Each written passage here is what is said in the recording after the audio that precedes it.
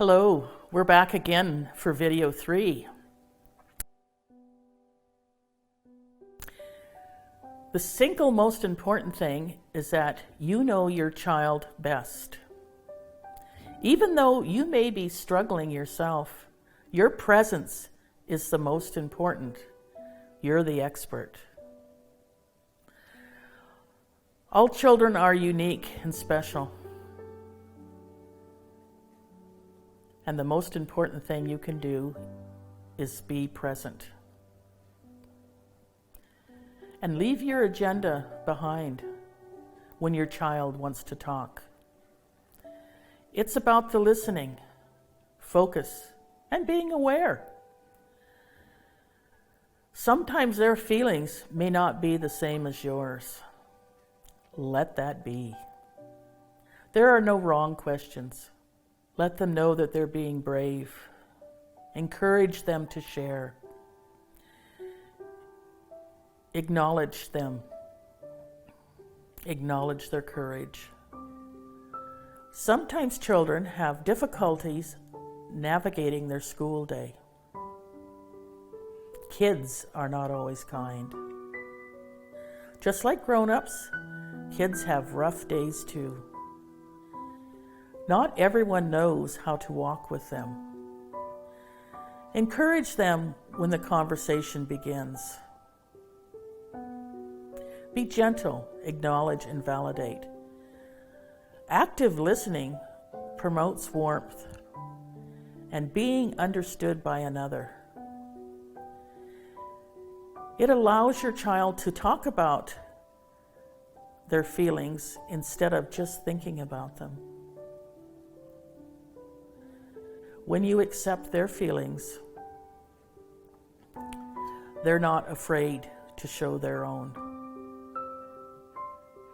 And active listening promotes warmth and it conveys trust. That is what the Rainbows facilitators do, is they ask open-ended questions. When your child starts talking, you can say to them, "Explain that a little more, please. What was it like for you when? How did you feel when that happened?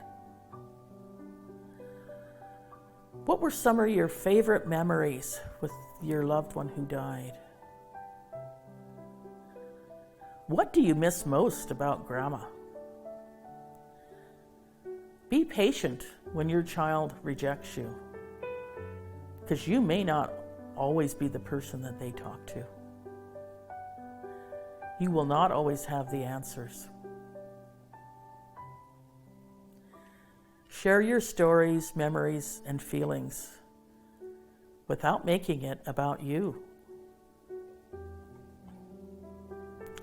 It shows the child it is okay to have and share feelings. You will not always have the answers. Be honest and tell the child or acknowledge when you have said or done something wrong. You are grieving too. Listening, sharing, and reassuring the child that their feelings are normal. Give them information when they ask for it. Keeping your answers consistent. And you're going to be watching for cues when your child has had enough. They will start to busy themselves or play. The child will also avoid eye contact.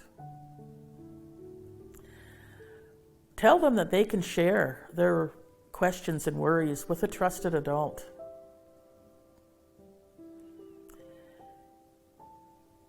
It's about the child expressing their grief that will move them forward.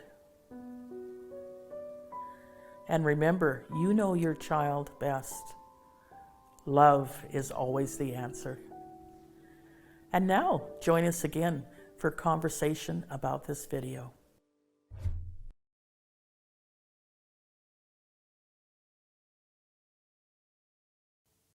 Welcome, Melanie and Bob. Hi, Hi, Faith. Faye.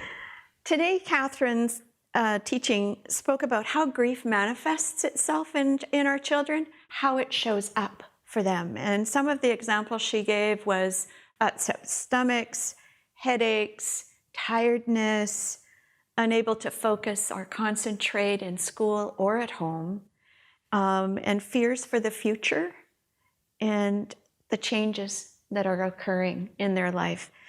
What has your experience been with your children in their grief, and how has it manifested itself? Well, I found that it happens suddenly that the siblings will, their granddaughter, the younger one, or the grandson will come up to you and say, "Oh, I got a headache," or they won't eat their dinner, or I've got a stomach ache, or they're running to the washroom.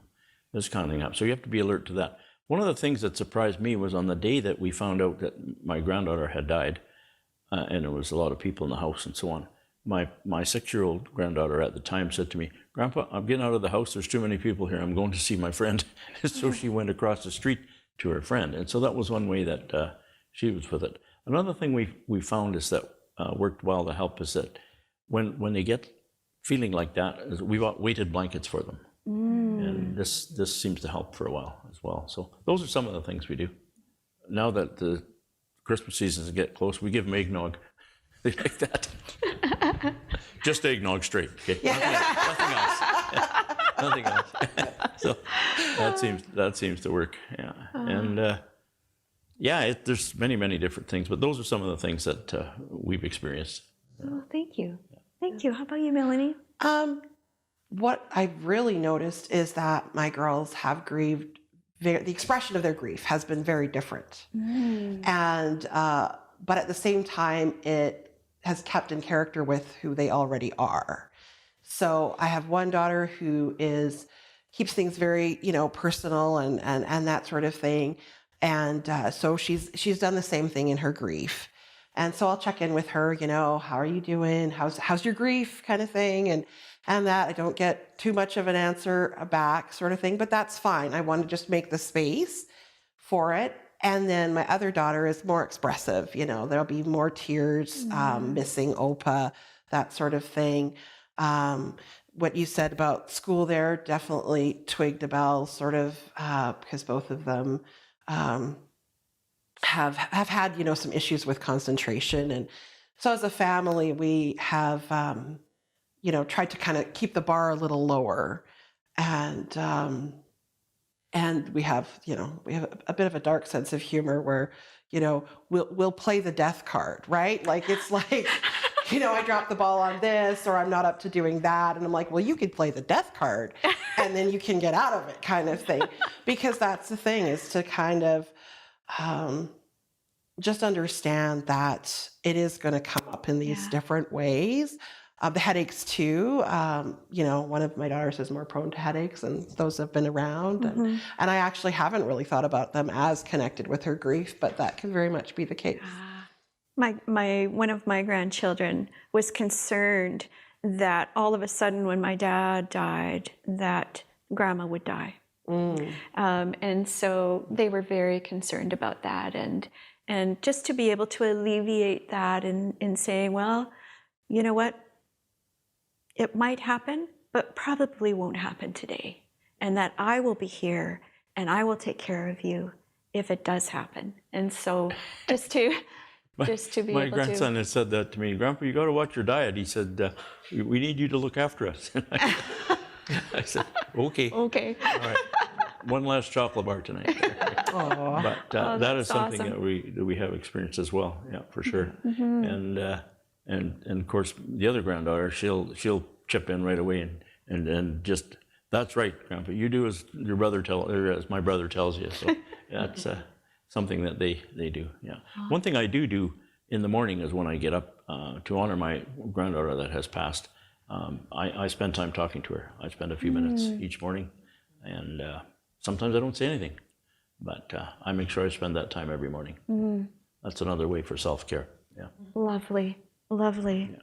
So acknowledging that hindsight is 20/20, and I know we all do that, what do you wish you had known about how children grieve before your loss event? what would have been helpful for you to have known? Actually, for myself, I would back it up a little bit even before the grief started. My father had been in declining health for a number of years, and we knew he would go. And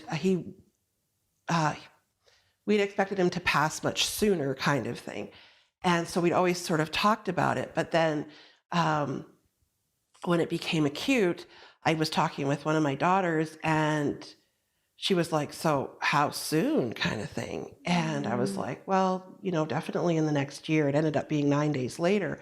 But I realized that although we'd been talking about it, and as adults we had an understanding of that he was declining, that wasn't clear to my kids where he was at. So that's something I would have wanted to do, is be to help them understand that a little more, because that way it came as more of a shock to them. So that's one thing that I would have done differently. I think for me, I probably would have sought help sooner for myself in order to help my children. But we did keep them busy with, we put up a basketball hoop, we bought a soccer ball. We keep it in the car, the soccer ball, and then if we take them to the park or we take them somewhere, we make sure there's an activity for them, and it helps us as well. The other thing is, as I've talked to other parents, with younger children, and that is maybe be more intentional about building in memorial dinners or things like that. Because they are older, we've all sort of had more of our own grief journeys and haven't done as many things together as a unit to remember. So I think I would incorporate that more regularly, even if they weren't overly eager. I mean, unless they were resistant or whatever. But I would have stopped it, but that's something that I would try. I think for me, it would have been using the better language around the death.